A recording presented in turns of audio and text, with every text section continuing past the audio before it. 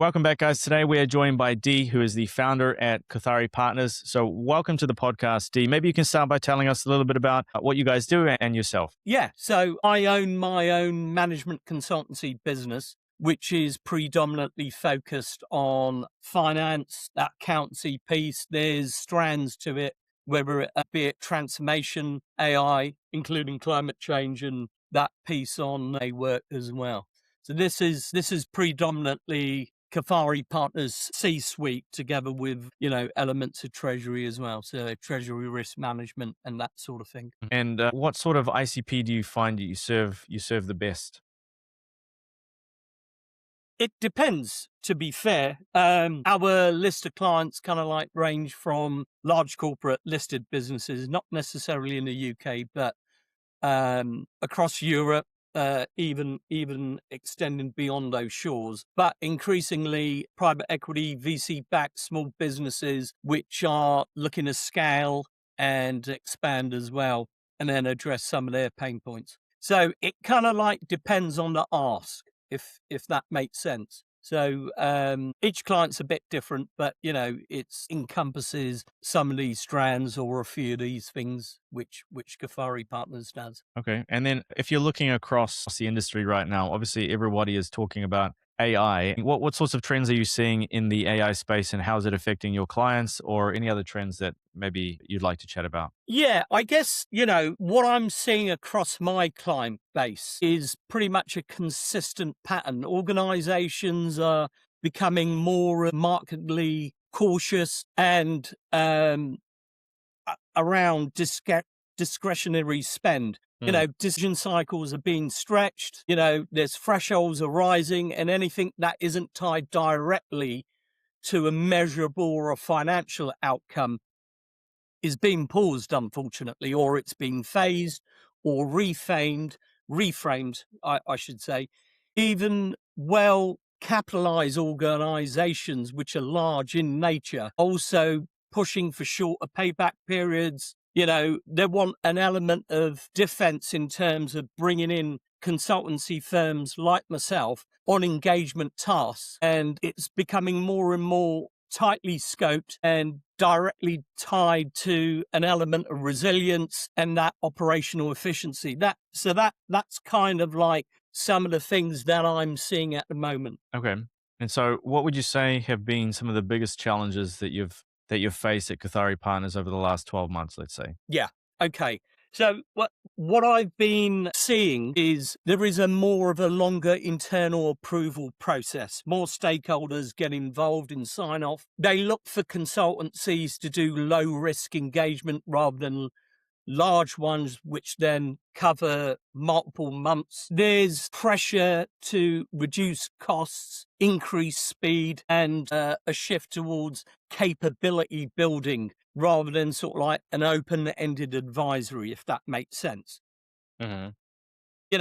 Clients are beginning or wanting to see a value path, if that makes sense, in any engagement, which we are then subsequently signed up to.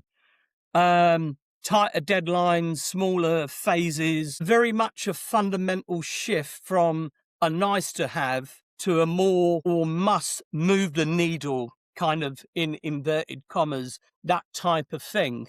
Not only increases resilience but efficiency, but actually trying to do more in-house under budget pressures, if that makes Yeah. sense. It's interesting you say that. I had a conversation yesterday with a chap who he provides a bunch of very valuable deliverables, but they're deliverables, they're not outcomes. And so he's having to shift everything in his offer to be more about a measurable Yeah, ROI outcome. Otherwise, absolutely. he's just competing on price, and AI is just demolishing the things that he's It doing. is. Yeah. So yeah, it's interesting you say that. I'm seeing that across the board. Yeah. There tends to be a higher bar for ROI clarity, if that makes sense. I like That that. they want to see a clear path to value, whatever value means in their own world or within their organizations, before they commit rather than during the engagement. So that changes the dynamics of any potential work that Mm. we would ordinarily do. And as you mentioned, one of your business acquaintances. Yes. And so how are you then approaching client acquisition if you find that there's all this pushback? Like, are you relying on referrals? Are you doing events? Are you doing outbound, you inbound? How are you approaching that? Yeah, I guess Kafari Partners has been in a period of change, I guess. And what I've been doing in particular, I guess, to frame it is a kind of three-pronged approach.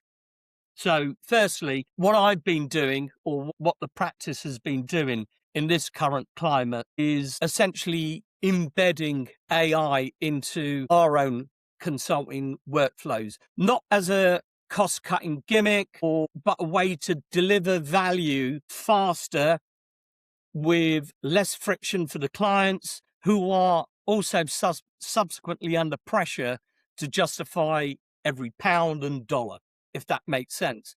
So, and it's been a bit of a learning curve in that, we've got to be a bit more smarter and what by using AI to reduce some of the heavy lifting, because it then has a consequent impact on the pricing from the client side back to the consultancy, if that makes sense. Mhm. So they want to see that kind of outcome and then see that cost sharing to some extent. Prices are tighter. You've probably heard in the news as well. One of the KPMG's clients pushed back and said that if you're cutting back costs and you're embedding and using AI within the consultancy framework, we want to see a reduction in costs if we were to engage whoever it may be. And that's just going to cascade right across the piece, whether it's your big corporates or your big fours all the way down. Sure. And so how are you finding it affecting your specific client acquisition? Like what sorts of ways are you acquiring clients currently? A lot of it is, it's a bit of a difficult one. The straight talking one is now referrals, repeat clients, where, you know, we've managed to deliver on a piece of work and they would then subsequently come back Mhm. to extend it possibly further or then get involved or for us to get involved together with the client in any other further work. That's kind of like that's been a step change effectively anyway. But a lot of it is through referrals, using LinkedIn, being proactive and promoting that brand where I've been doing so. Kafari Partners in terms of, for a want of a word, finance as a solution, if that makes sense. So FAAS, if I've said it right anyway. Okay. And then so what would you say is the biggest like goal or priority for Kafari Partners this year? Yeah, I guess more clients, but at the same time, there's only so much you can do in terms of banging on clients' doors or people's doors. I guess what I did mention to you before, I'll go back to the three-pronged approach. So that was one bit. But to gain some traction, I've been deep into writing one book. It's due to be published on the 3rd of March, which Mhm. is basically, I've got it here. Ta-da! So it's a fairly big book. Oh my goodness. It's climate, capitalism, finance, corporate risk, and transformation and reporting. So it's playbook to how to make climate change real, but at the same time, what the advantages or what can elicit out of it Mhm. being changing the business model, the target operating model of the business to embed climate related initiatives, sustainable product services, that sort of thing anyway. Uh-huh. Uh-huh. It's very much a transformation piece where, you can't read it as a novel, but you need to go to certain chapters and then elicit bits out of it. But then at the same time, as I mentioned, I'm working on another book, basically about AI adopted finance function and how to adopt AI within the finance function Mhm. more specifically. So that's something that I'm looking at the moment, in a way of codifying frameworks, methods, and accelerators, and how it can be embedded, because that's the way things are now going. And the idea here is the books, the one I've published together with the other ones, then in my mind become a low risk entry point where clients can explore the thinking, see the value in that, and understand the roadmap before they invest and engage people like myself at Kafari Partners, if that makes sense. Yeah, for sure. It serves as a fantastic lead magnet. It's the same thing that I It would is. It is. It is. offer clients of mine. Like convincing them that they need a lead magnet is half the battle. So it sounds like you've Yeah. already understood that that is the case, and you actually close people for higher prices faster by giving them something of value like a lead magnet first, as opposed to just going straight for the sale. So it's Yeah. awesome to hear that you're doing that. Cool, D. So, Absolutely. like, so finally, like a question I like to ask always is, let's say that you had a magic wand and that you could wave it over one big problem right now and you could solve it just like that. What would that big problem be, and why? Wow. Okay. That's a good question. I would probably would say that I would use the branding which I'm using, plus the books as a platform. No one wants to spend, or corporates don't want to spend if they don't need to spend money on any consultancy engagements. I think what I'm trying to illustrate through the books as a lead magnet is there are some rudimentary work that they could do, i.e., in terms of diagnostic assessments, using some of the models, tools, and methodologies.